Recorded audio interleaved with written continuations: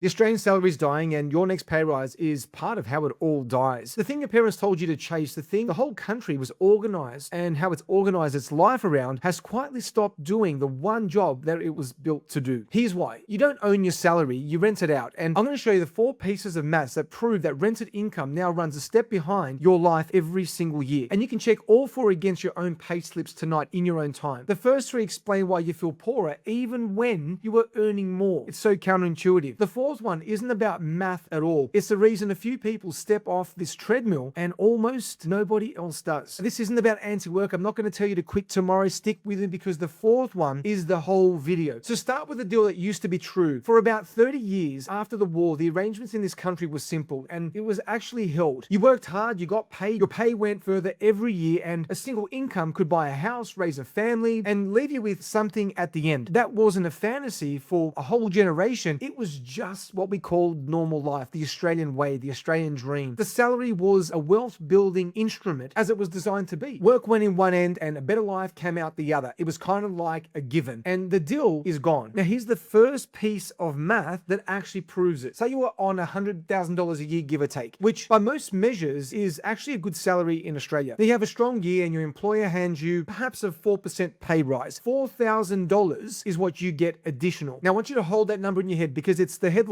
figure, the one before tax cuts it out, and we'll deal with that tax in a minute. Now I want you to look at the other side of the ledger. Across the same year, your mortgage moved, your energy bills moved, your weekly shop at Coles or Woolworths moved, your insurance moved, the kids got more expensive, your household runs on around $70,000 of spending a year, and the cost of that life climbs about 5%. That's $3,500 of extra cost. Real money already out of your pocket. So before the tax office has even touched your raise, most of it is already gone and eaten up by the cost of simply staying still. Now that's the gap. It widens a little more every single year. The treadmill runs slightly faster than your legs can possibly even want to go. The second one, and this one is where the tax cut I mentioned comes in, because the headline number on a pay rise is a lie. When your boss says $4,000, you never actually see $4,000. A pay rise gets taxed at your top rate, not your average one. On a $100,000 salary, an extra dollar you earn is taxed at 30%, plus the 2%